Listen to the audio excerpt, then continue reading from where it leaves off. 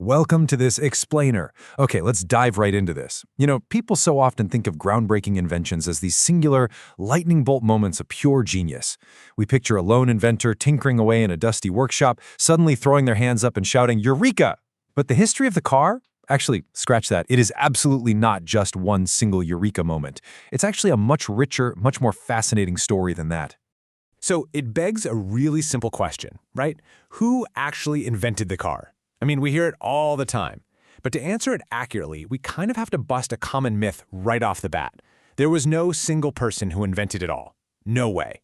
Instead, we're going to look at a multi-century international relay race of technology. We're going to track exactly how the baton of innovation was passed across borders and generations to create the vehicles that you and I rely on every single day. Part 1. The Steam Pioneer. 1769. Just let that sink in for a second. When we think of early cars, we almost always picture the early 1900s, right? But the core concept of a road vehicle takes us all the way back to late 18th century France.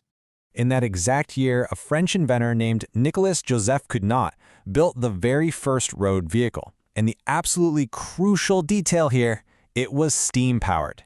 Now, sure, it only went about 2 miles an hour, but steam was the revolutionary driving force that really kicked off the very first leg of this technological relay race. Part 2. The Combustion Breakthrough.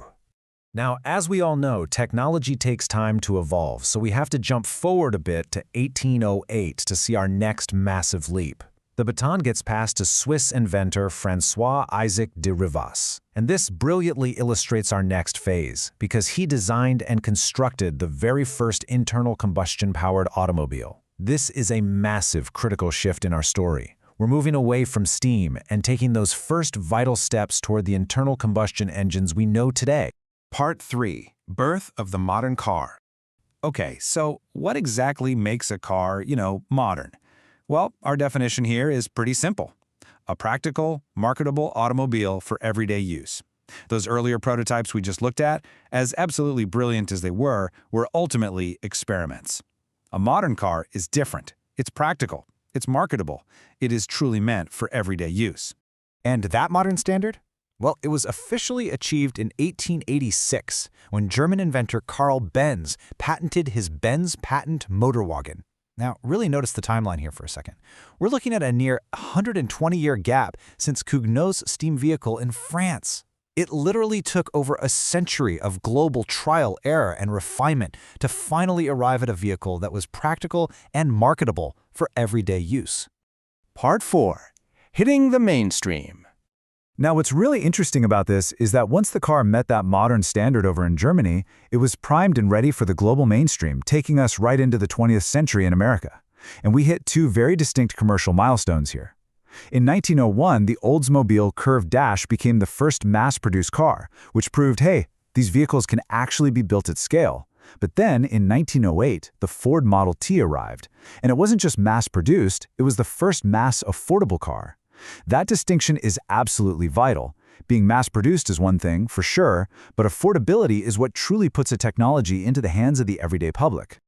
So let's bring it all together and see how this builds into the complete picture. Look at the incredible momentum here. We start with those early steam concepts in 1769 France, transition to Swiss combustion in 1808, completely redefine the vehicle with German practicality in 1886, and finally achieve American mass production and mass affordability at the dawn of the 20th century. It just perfectly maps out that international relay race we talked about at the very beginning. So, I want to leave you with this final, kind of provocative thought. The next time you drive, whose invention are you really driving? Are you driving Cugnot's, Benz's, Ford's? The truth is, you're relying on all of them. Every single time you get behind that wheel, you are participating in a highly collaborative, multi-century history. I really hope this explainer has given you a fresh perspective on the incredible evolution of the automobile. Keep questioning the history of the world around you, and I'll see you in the next explainer.